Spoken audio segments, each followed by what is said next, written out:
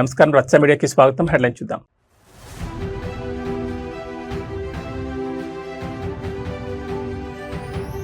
తిరుపతి విజయ సంకల్ప సభలో జనసేనాని గర్జన.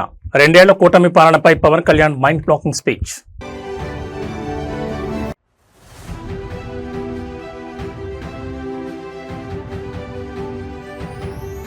ఇరవై 21 సీట్లతో మేము రాజీ పడలేదు. ఆంధ్రప్రదేశ్ భవిష్యత్ కోసమే ఆనాడు పెద్ద మనసుతో త్యాగం చేశాం.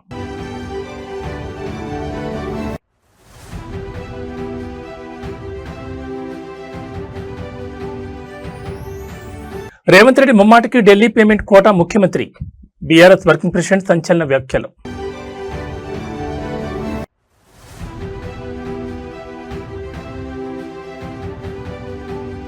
డెహ్రాడూన్ ఐఎంఏలో కనుల పండుగ పాసింగ్ అవుట్ పరేడ్. ముఖ్య అతిథిగా హాజరైన రాష్ట్రపతి ద్రౌపది ముర్ము. ఇక డీటెయిల్స్ చూస్తే ఆంధ్రప్రదేశ్ రాష్ట్రంలో ఎన్డీఏ కూటమి ప్రభుత్వం విజయవంతంగా 2 ఏళ్లు మైల్ స్టోన్ పూర్తి చేసుకున్న వేళ తిరుపతి విజయ సంకల్ప సభ సాక్షిగా ఉప ముఖ్యమంత్రి పవన్ కళ్యాణ్ చేసిన ప్రసంగం రాష్ట్ర వ్యాప్తంగా ప్రశంసలు అందుకుంటోంది. గత ప్రభుత్వ నియంతృత్వ విధ్వంసక పాలనపై ప్రజాస్వామ్యం సాధించిన మహా విజయమే ఈ కూటమి ప్రభుత్వం అని ఆయన స్పష్టం చేశారు. ఈ కూటమి కేవలం అధికారం పంచుకోవడం కోసం ఏర్పడింది కాదని, ఆంధ్రప్రదేశ్ పునర్నిర్మాణం, సర్వతోముఖాభివృద్ధి మరియు ప్రజా సంక్షేమం ఏకైక లక్ష్యంగా పనిచేస్తుందని ఉద్ఘాటించారు. తిరుపతి బహిరంగ సభలో ముఖ్యమంత్రి చంద్రబాబు నాయుడుతో కలిసి పాల్గొన్న డిప్యూటీ సీఎం పవన్ కళ్యాణ్ తాము గడిచిన 2 ఏళ్లలో సాధించిన గ్రామీణ ప్రగతిని సభ ముందుంచారు. తాను బాధ్యతలు నిర్వహిస్తున్న పంచాయతీరాజ్ శాఖ జాతీయ స్థాయిలో సాధించిన అసాధారణ విజయాలను ఆయన ప్రత్యేకంగా ప్రస్తావించారు. గ్రామస్థాయి నాయకత్వమే రేపటి దేశ నాయకత్వానికి బలమైన పునాది కావాలని పవన్ కళ్యాణ్ ఆకాంక్షించారు. గాంధీజీ కలలుగన్న గ్రామ స్వరాజ్య స్ఫూర్తిని సాకారం చేసేందుకు రాబోయే రోజుల్లో స్థానిక సంస్థలను మరింత బలోపేతం చేస్తామని, నిధులు విధులను సక్రమంగా కేటాయించి గ్రామాలను అభివృద్ధి పదంలో నడిపించడానికి కూటమి ప్రభుత్వం పూర్తిగా కట్టుబడిందని సగర్వంగా ప్రకటించారు. ఓట్ల రాజకీయం కంటే గ్రామీణ ఆర్థిక వ్యవస్థ బలోపేతమే లక్ష్యంగా సాగిన పవన్ కళ్యాణ్ స్పీచ్ ఇప్పుడు సోషల్ మీడియా వేదికగా విపరీతంగా ట్రెండ్ అవుతోంది. కూటమి ప్రభుత్వ 2 ఏళ్ల సుపరిపాలనపై క్షేత్రస్థాయిలో ప్రజలు సైతం హర్షం వ్యక్తం చేస్తున్నారు.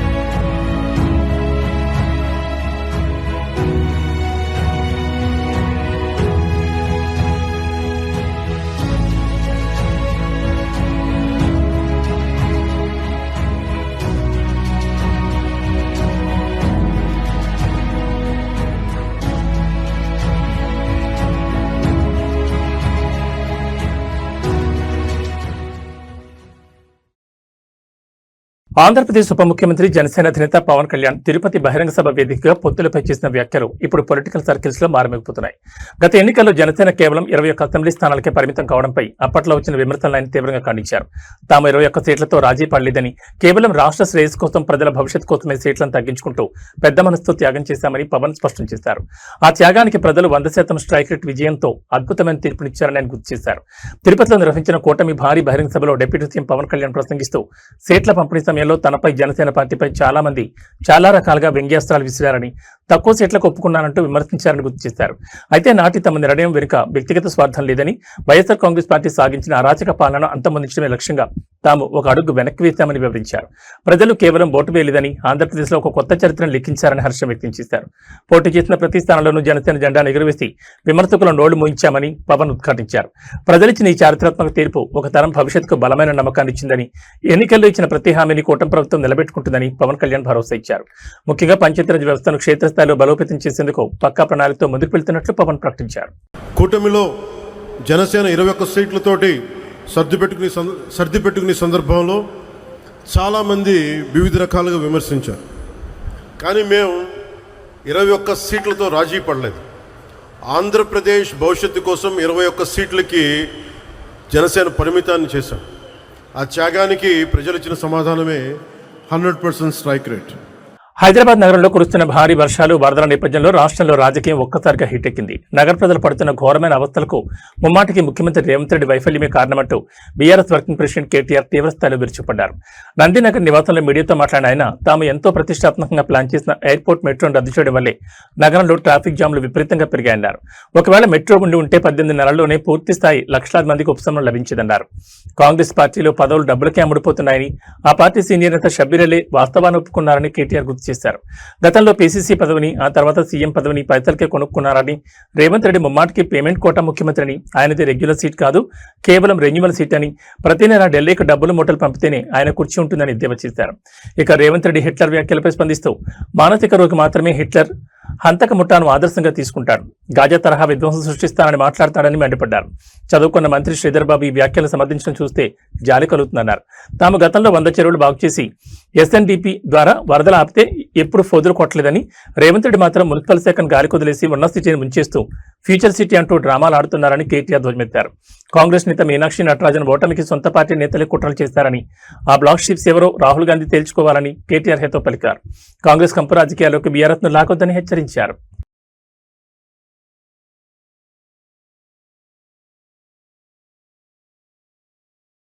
తెలంగాణ గుండెకాయ లాంటి సింగరేణి సంస్థను కాంగ్రెస్ ప్రభుత్వం ఏ రకంగా అక్రమాలు ఊపులోకి నెట్టేస్తోందో బీఆర్ఎస్ సీనియర్ నేత మాజీ మంత్రి హరీష్ రావు పక్కా ఆధారాలతో సహా బట్టబయలు చేశారు. మంచిర్యాల జిల్లా జైపూర్ పవర్ ప్లాంట్ పనులకు సంబంధించి ఇప్పటి వరకు తెలంగాణ ప్రభుత్వ అధికారిక డిపిఆర్ అప్రూవల్ లేదు.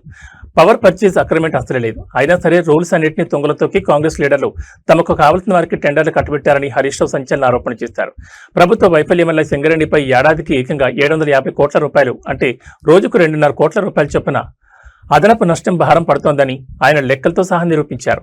ఏడాదిన్నర గడుస్తున్న జైపూర్ థర్మల్ ప్లాంట్ విస్తరణ పనులకు సంబంధించిన డిపిఆర్ కు రాష్ట్ర ప్రభుత్వం ఎలాంటి అనుమతులు ఇవ్వలేదని హరీష్ రావు తెలిపారు. అసలు అనుమతులే లేనప్పుడు టెండర్లు ఎలా పిలుస్తారని, ఈ పనుల పర్యవేక్షణ కోసం ఒక ఆంధ్ర ప్రాంతానికి చెందిన వ్యక్తిని తెచ్చి జైపూర్లో ఎందుకు నియమించారని ఆయన ప్రశ్నించారు. ఎన్టీపీసీ అత్యంత తక్కువ ధరకు విద్యుత్ ఇచ్చేందుకు సిద్ధంగా ఉన్నా దాన్ని పక్కన పెట్టి ఇక్కడ పనులు చేపట్టే వెనుక భారీ కమిషన్ల దందా దాగుందన్నారు. అంతేకాకుండా మరో షాకింగ్ విషయం ఏంటంటే, రాజస్థాన్ ప్రభుత్వం తనకి 24% వాటా ఇస్తున్నందుకు గాను భారత్ పాకిస్తాన్ సరిహద్దులోని జైసల్మేర్లో 1400 మెగావాట్ల సోలార్ ప్లాంట్ ఏర్పాటుకు భూమి కేటాయించిందని, బొగ్గు తవ్వే సింగరేణి సంస్థ అక్కడికి వెళ్లి ఆ బోర్డర్ ఎడారిలో సోలార్ ప్లాంట్ పెట్టాల్సిన అవసరం వచ్చిందని, అసలు ఈ ప్లాంట్ ఎవరి స్వార్థం కోసం పెట్టిస్తున్నారంటూ ముఖ్యమంత్రి రేవంత్ రెడ్డి హరీష్ రావు నిలదీశారు. ఒకప్పుడు 1000 కోట్ల ఫిక్స్డ్ డిపాజిట్లతో లాభాల్లో నడిచిన సింగరేణిని ఈ రోజు కాంగ్రెస్ ప్రభుత్వం ఓవర్ డ్రాప్ల పరిధిలోకి నెట్టేసిందని హరీష్ రావు ఆవేదన వ్యక్తం చేశారు. Jaipur thermal project, Jaisalmer solar టెండర్లపై తక్షణమే పూర్తిస్థాయి విచారణ జరిపించాలని ఆయన డిమాండ్ చేస్తున్నారు. జైపూర్ పవర్ స్కామ్ ఇది చాలా ఇంట్రెస్టింగ్. సరే, మీకు తెలుసు జైపూర్లో కూడా ఒక థర్మల్ పవర్ ప్లాంట్ పెట్టింది సింగరేణి. 800 मेगावाट का एक प्लांट लगाया సింగరేణి. కాంగ్రెస్ ప్రభుత్వం వచ్చినాక ఇంకొక పవర్ ప్లాంట్ పెట్టాం 800 మెగావాట్లని స్టార్ట్ చేసింది. సరే, ఎప్పుడైనా ఒక పవర్ ప్లాంట్ పెడితే ఆ తయారైన కరెంటు, ఉత్పత్తి అయిన కరెంటు ఎవరు కొంటారు అనేది పీపీఏ, పవర్ పర్చేజ్ అగ్రిమెంట్ అని చేసుకుంటాం. మరి వీళ్ళు జైపూర్లో 800 మెగావాట్ల ప్లాంట్ పెడితే రాష్ట్ర ప్రభుత్వంతో పీపీఏ జరగలే. డిపిఆర్ కు రాష్ట్ర ప్రభుత్వం అగ్రీ కాలే, అంటే దానికి ఆమోదం చెప్పలే. డిపిఆర్ కు ఆమోదం లేదు, పవర్ పర్చేజ్ అగ్రిమెంట్ లేదు. కానీ టెండర్లు పిలిచేసిండ్రు. టెండర్లు పిలిచిండ్రు, వాళ్ళు అనుకున్న వాళ్ళకు కట్టబెట్టిండ్రు, పనులు స్టార్ట్ చేసిండ్రు. సంవత్సరం నరైంది, ఏడాదిని అర్థమైనా ఇంతవరకు డిపిఆర్ కు రాష్ట్ర ప్రభుత్వ ఆమోదం లేదు, ఏ విద్యుత్ సంస్థతో పవర్ పర్చేజ్ అగ్రిమెంట్ లేదు. కరెంటు తయారైతే నేను కొంటాను ఎవడో చెప్పాలి కదనే. ఎవడన్నా కొనేది ఉంటేనే బ్యాంకులు అప్పిస్తాయి, బ్యాంక్ అప్పిస్తేనే నువ్వు పవర్ ప్లాంట్ కడతావు. మరి పీపీఏ లేదు, డిపిఆర్ ఆమోదం లేదు, టెండర్ పిలిచిండ్రు, 1000 కోట్ల రూపాయలు ఖర్చు పెట్టిండ్రు. ఇప్పుడు ఇక రాష్ట్ర ప్రభుత్వం ఆమోదం లేక నడిమిట్లా ఆగిపోయింది. జైపూర్కు పోయిందిగా, రాజస్థాన్ రాష్ట్రానికి పోయింది. 76-24 అని జాయింట్ వెంచర్ అగ్రిమెంట్ చేసిండ్రు. 76 తెలంగాణ, 24 రాజస్థాన్ ప్రభుత్వం. 76 తెలంగాణ అంటే 76 సింగరేణి, 24 రాజస్థాన్ ప్రభుత్వం. మరి ఆ రాజస్థాన్ ప్రభుత్వం 24% అంటే 24% పెట్టుబడి పెట్టాలన్నా వద్దా? వాళ్ళెంత తెలివి కల్లోళ్ళు జైపూర్లో అంటే రాజస్థాన్ గవర్నమెంట్. మేము వాళ్ళు తెలివి కల్లోళ్ళు కాదు, మనోళ్ళ కమిషన్ల ఆశ. రాజస్థాన్ గవర్నమెంట్ ఏం చెప్పింది, మా 24% వాటా కింద పాకిస్తాన్ బార్డర్ల జైసల్మీర్ జిల్లాల ఆ ఎడార్ల మీకు 1400 మెగావాట్ల సోలార్ పవర్ ప్లాంట్ పెట్టడానికి జాగా ఇస్తాము. సింగరేణోడట పోయి పాకిస్తాన్ బార్డర్ల జైసల్మీర్ల భారత సైన్యంలోకి సరికొత్త పరాక్రమం తోడైంది. డెహ్రాడూన్లోని ప్రసిద్ధ Indian military academy passing out parade ఇవాళ కన్నుల పండుగ జరిగింది. భారత సాయుధ దళాల సుప్రీం కమాండర్ గౌరవ రాష్ట్రపతి ద్రౌపది ముర్ము ఈ చారిత్రాత్మక పరేడ్కు ముఖ్య అతిథిగా హాజరై క్యాడెట్ల సైనిక విన్యాసాలను సమీక్షించారు. అకాడమీలో కఠిన శిక్షణ పూర్తి చేసుకుని దేశ రక్షణ బాధ్యతలను భుజానికెత్తుకోవడానికి సిద్ధమైన యువ సైనిక అధికారులను చూసి దేశం గర్విస్తుందంటూ ఈ సందర్భంగా రాష్ట్రపతి వారిని కొనియాడారు. ఐఎంఏ డెహ్రాడూన్ మైదానంలో జరిగిన ఈ పాసింగ్ అవుట్ పరేడ్లో 158వ రెగ్యులర్ కోర్స్, అలాగే 141వ టెక్నికల్ గ్రాడ్యుయేట్ కోర్సులకు చెందిన వందలాది మంది క్యాడెట్లు అత్యంత ఆకర్షణీయమైన రీతిలో మార్చ్ పాస్ట్ నిర్వహించారు. అకాడమీ ప్రతిష్టాత్మక అవార్డులను రాష్ట్రపతి ముర్ము ప్రతిభ కనబర్చిన యువ అధికారులకు స్వయంగా అందజేశారు. అనంతరం ఆమె క్యాడెట్లను ఉద్దేశించి మాట్లాడుతూ మారుతున్న ప్రపంచ సాంకేతికతకు అనుగుణంగా మన సాయుధ దళాలు ఆధునీకరణ వైపు దూసుకుపోతున్నాయని, ఈ తరుణంలో సరిహద్దుల రక్షణతో పాటు అంతర్గత భద్రతను కాపాడడంలో యువాధికారుల పాత్ర అత్యంత కీలకమని స్పష్టం చేశారు. విధి నిర్వహణలో దేశ సేవ నిబద్ధతలను అత్యున్నతంగా చాటాలని పిలుపునిచ్చారు.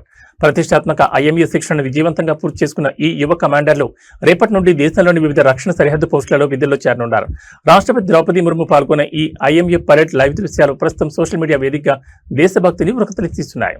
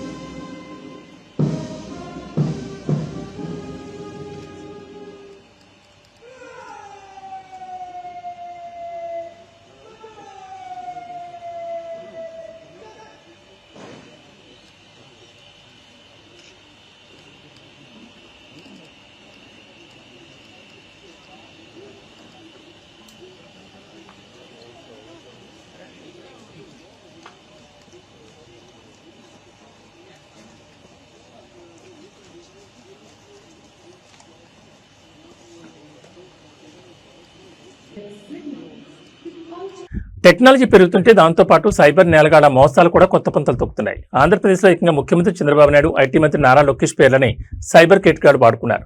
ఆర్టిఫిషియల్ ఇంటెలిజెన్స్ సాంకేతికతను ఉపయోగించి సీఎం మంత్రి తరహాలోనే బాధితుడికి వాట్సాప్ వీడియో కాల్ చేసి నమ్మించారు. విశాఖపట్నంలో వెలుచుతున్న ఈ హైటెక్ సైబర్ ఫ్రాడ్ ఇప్పుడు 2 రాష్ట్రాల్లో తీవ్ర సంచలనం రేపుతోంది. విశాఖపట్నం సీతంపేట పరిధిలో నివసించే శ్రీనివాసరెడ్డి అనే వ్యక్తికి కొంతకాలంగా ఒక భూ వివాదం నడుస్తోంది. ఈ సమస్యను తామే స్వయంగా పరిష్కరిస్తామంటూ సైబర్ నేరగాళ్లు రంగంలోకి దిగారు. బాధితుడిని పూర్తిగా నమ్మించేందుకు నిందితులు ఏఐ టెక్నాలజీతో సీఎం చంద్రబాబు, మంత్రి లోకేష్ ముఖాలను, వారి గొంతులను క్లోనింగ్ చేసి నేరుగా వీడియో కాల్స్ చేశారు. స్క్రీన్ పై కనిపిస్తున్నది నిజంగానే ముఖ్యమంత్రి మరియు మంత్రి అని నమ్మిన శ్రీనివాసరెడ్డి సదరు కేటుగాళ్లు అడిగినట్లుగా దశల వారీగా దాదాపు 80,000 రూపాయలను వారి ఖాతాలో బదిలీ చేశాడు. ఆ తర్వాత వారు స్పందించకపోవడంతో తాను ఘోరంగా మోసపోయానని గ్రహించిన బాధితులు ఇవాళ విశాఖ సైబర్ క్రైమ్ పోలీసులను ఆశ్రయించి అధికారికంగా ఫిర్యాదు చేశారు. టెక్నాలజీ సాయంతో నకిలీ వీడియో కాల్ సృష్టించి అధికారిక పెద్దల పేరిట డబ్బులు వసూలు చేస్తున్న ఈ గ్యాంగ్ వెనుక ఎవరున్నారని కోణంలో వైజాగ్ పోలీసులు ఐపీ అడ్రస్లు, బ్యాంక్ అకౌంట్ల ఆధారంగా దర్యాప్తు వేగవంతం చేశారు. ఇలాంటి మోసపూరిత ఏఐ వీడియో కాల్స్ పట్ల ప్రజలంతా అత్యంత అప్రమత్తంగా ఉండాలని సైబర్ నిపుణులు హెచ్చరిస్తున్నారు. సార్ నమస్తే సార్. సార్ సార్ నా పేరు శ్రీనివాస్ రెడ్డి సార్.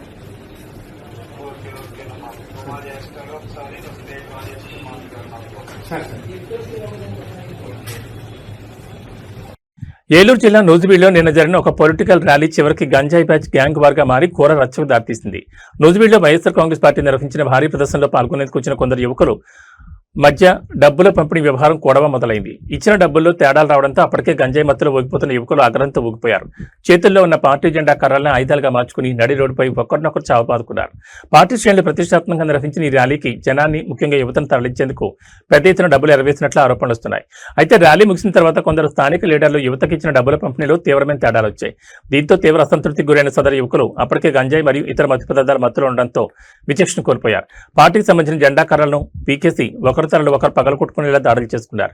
నడి రోడ్డుపై సామాన్య ప్రజలు చూస్తుండగానే ఈ గంజాయి బ్యాచ్ వీరంగం సృష్టించడంతో స్థానికులు భయంతో పరుగులు తీశారు. రాజకీయ ర్యాలీలో యువతను ఈ రకంగా గంజాయి మత్తుకు బానిసలేని వారిని వాడుకోవడం, చివరికి అది ఇలాంటి హింసకు దారితీయడంపై నూజివీడు ప్రజలు తీవ్ర ఆగ్రహం వ్యక్తం చేస్తున్నారు. పట్టపగలు నడి రోడ్డుపై శాంతి భద్రతకు విఘాతం కలిగించిన ఈ గంజాయి బ్యాచ్ పై పోలీసులు కేసు నమోదు చేసుకుని దర్యాప్తు చేస్తున్నారు.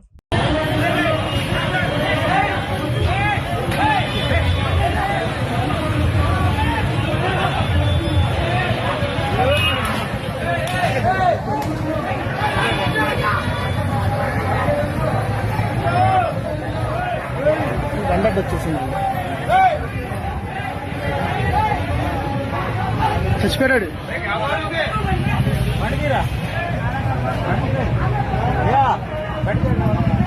ఎక్కడ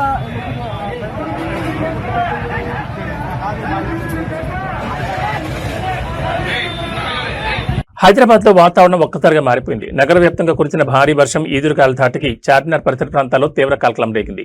ఇక్కడ చారిత్రాత్మక యునానీ టిబ్స్ ఆసుపత్రి కాంపౌండ్ లో ఉన్న శతాబ్దాల నాటి ఒక భారీ వృక్షం ఒక్కసారిగా నేలకూరింది. ఈ ప్రమాదంలో అక్కడ పార్క్ చేస్తున్న పలు ద్విచక్ర వాహనాలు, కార్లు పూర్తిగా నలిగిపోయి తీవ్రంగా దెబ్బతిన్నాయి. సమాచారం అందిన వెంటనే స్థానిక కార్వాన్ ఎమ్మెల్యే మీర్ జుల్ఫికర్ అలీ ఘటనా స్థలానికి చేరుకుని సహాయక చర్యలను స్వయంగా పర్యవేక్షించారు.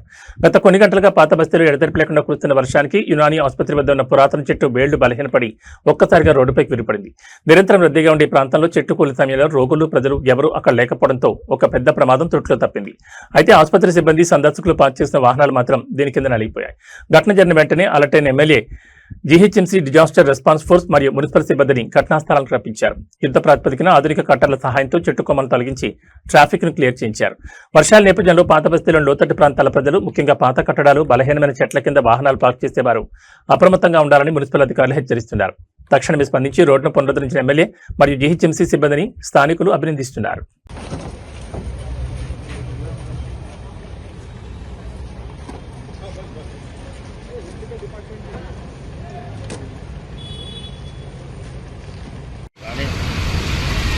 इधर सेंटर में लगा इतना इतने वाटर 4 महीने वैसे हाँ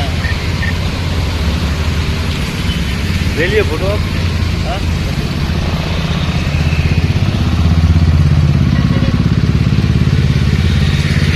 హనుమకొండ జిల్లాలో తీవ్ర ఉధృతి చోటు చేసుకుంది. హైదరాబాద్ నగరంలో హైడ్రా మార్క్ కూల్చివేతలు ఏ రకంగా జరిగాయో సరిగ్గా అదే తరహాలో హనుమకొండలోనూ కాంగ్రెస్ ప్రభుత్వం జేసీబీలను రంగంలోకి దించింది.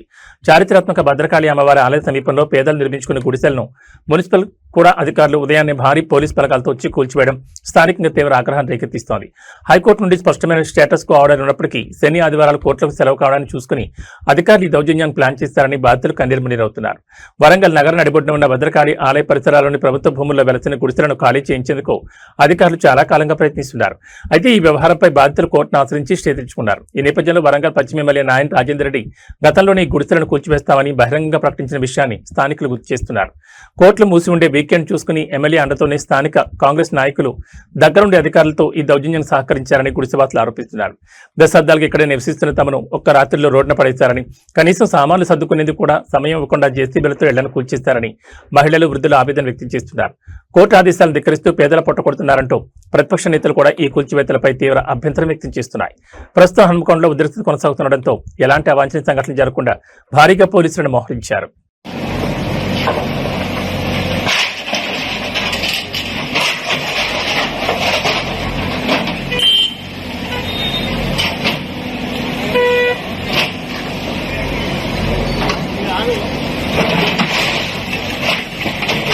Tollywood talented hero Sharwanand, mass pulse తెలిసిన దర్శకుడు సంపత్ నంది కాంబినేషన్ లో తెరకెక్కుతున్న most awaited periodic action thriller Bhogi ప్రస్తుతం ఈ చిత్రం షూటింగ్ శరవేగంగా ముగింపు దశకు చేరుకుంది.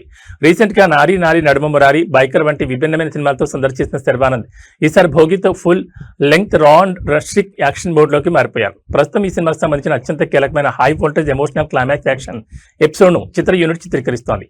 దీనికోసం ఆర్ట్ డైరెక్టర్ కిరణ్ కుమార్ మన్నే పర్యవేక్షణలో ఒక భారీ సెట్ నిర్మించారు. Star stunt master Dilip Subbarayan నేతృత్వంలో దాదాపు 20 రోజుల పాటు నాన్ స్టాప్ గా సాగే ఈ మెగా యాక్షన్ షెడ్యూల్ తో భోగి టాకీ పార్ట్ మొత్తం పూర్తవుతుందని సమాచారం. ఈ చిత్రంలో శర్వానంద్ గంగా అనే పవర్ఫుల్ పాత్రలో నటిస్తుండగా అనుపమ పరమేశ్వరన్, కందుల సులోచన రాణిగా, డింపుల్ హాయతి, మందారం అనే బోల్డ్ క్యారెక్టర్లు మెరిసిపోనున్నారు. శ్రీ సత్యసాయి ఆర్ట్స్ బ్యానర్ పై కేకే రాధామోహన్ అత్యంత ప్రతిష్టాత్మకంగా ఈ చిత్రాన్ని నిర్మిస్తున్నారు.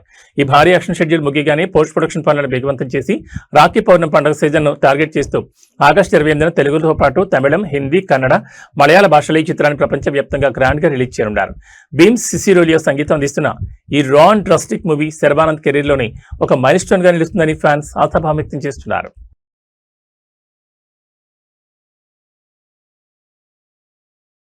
అంతర్జాతీయ మార్కెట్ల ప్రభావంతో హైదరాబాద్ బులియన్ మార్కెట్లో బంగారం, వెండి ధరలు భారీగా పెరిగాయి. అంతర్జాతీయంగా చోటు చేసుకుంటున్న ఆర్థిక పరిణామాల కారణంగా సురక్షిత పెట్టుబడిగా భావించే పత్తి వైపు ఇన్వెస్టర్లు మొగ్గు చూపడంతో ధరలు ఒక్కసారిగా ఎగబాకాయి.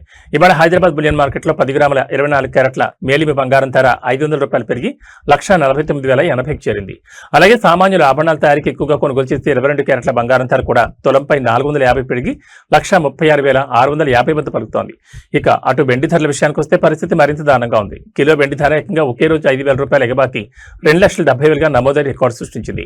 అంతర్జాతీయంగా పారిశ్రామిక అవసరాలకు డిమాండ్ పెరగడమే వెండి ఈ స్థాయిలో దూసుకుపోవడానికి ప్రధాన కారణమని మార్కెట్ నిపుణులు విశ్లేషిస్తున్నారు. ఆంధ్రప్రదేశ్, తెలంగాణ రాష్ట్రాల్లోని వివిధ నగరాలు, స్థానిక ప్రాంతాలను బట్టి అలాగే జ్యువెలరీ షోరూంల మేకింగ్ ఛార్జీలను బట్టి ఈ ధరల్లో స్వల్ప మార్పులు ఉండొచ్చని బులియన్ వ్యాపారులు చెబుతున్నారు.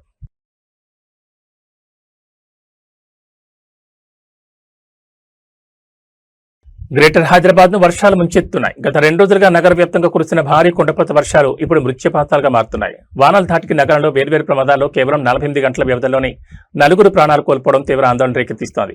అటు రాజేంద్రనగర్, అత్తాపూర్, అల్వాల్, పాతబస్తీ పరిసర ప్రాంతాలు వర్షాల ధాటికి అల్లకల్లోలమయ్యాయి. పరిస్థితి తీవ్రతను గమనించిన మున్సిపల్ మరియు విపత్తు నిర్వహణ అధికారులు నగరవాసులంతా అత్యంత అప్రమత్తంగా ఉండాలని హై అలర్ట్ జారీ చేశారు. మొన్న పాతబస్తీలో కురిసిన వర్షానికి విద్యుత్ వైర్లు తెగిపడి 2 కరెంటు షాక్తో చనిపోగా నేడు తెల్లవారుజామున అల్వాల్లో మరో ఘోర విషాదం చోటు చేసుకుంది. భారీ వర్షానికి విరిగిపడిన చెట్టు కొమ్మలను తొలగిస్తున్న క్రమంలో పక్కనే ఉన్న లైవ్ కరెంట్ వైర్లు తగిలి తండ్రి కూతుళ్లైన సందీప్, ప్రీతిక అక్కడికక్కడే కరెంట్ షాక్తో మరణించారు. ఈ ప్రమాదంలో సందీప్ భార్య కూడా తీవ్ర గాయాలయ్యాయి. కరెంటు వైర్ల పక్కనే ప్రమాదకరంగా ఉన్న చెట్ల కొమ్మలను వెంటనే తొలగించాలంటూ స్థానికులు ఆగ్రహం వ్యక్తం చేస్తున్నారు. ఇక నిన్న రాత్రి అత్తాపూర్లో ఒక ప్రహారీ కూడా ఫంక్షన్ హాల్ రూప్ టాప్ ఒక్కసారిగా కూలిపోవడంతో స్థానికులు కొనుక్కు లేకుండా గడిపారు. నిన్న కురిసిన వర్షానికి రాజేంద్రనగర్లో అత్యధికంగా 80 మిల్లీమీటర్ల వర్షపాతం నమోదు కాగా శాస్త్రీపురంలో 60, మైలార్దేవపల్లిలో 56 పంటింది. అత్తాపూర్లో 50.3, బంజారాహిల్స్ లో 40.5 మిల్లీమీటర్లు చెప్పిన భారీ వర్షపాతం నమోదైంది. నగర వ్యాప్తంగా లోతట్టు ప్రాంతాలన్నీ జలమయమయ్యాయి. వర్షాలు ఇంకా కొనసాగే అవకాశం ఉన్నందున శిథిలావస్థలో ఉన్న పురాతన ఇళ్లు, బలహీనమైన రక్షణ గోడల పరిసరాల్లో ప్రజలెవరూ ఉండొద్దని అధికారులు హెచ్చరిస్తున్నారు. రోడ్లపై నీరు నిలిచిన చోట మ్యాన్ హోల్స్, తెగిపడిన కరెంటు వైర్ల పట్ల అప్రమత్తంగా ఉండాలని, ఏదైనా అత్యవసర సహాయం కావాల్సి వస్తే తక్షణమే మున్సిపల్ హెల్ప్ లైన్ నంబర్లను సంప్రదించాలని కోరారు.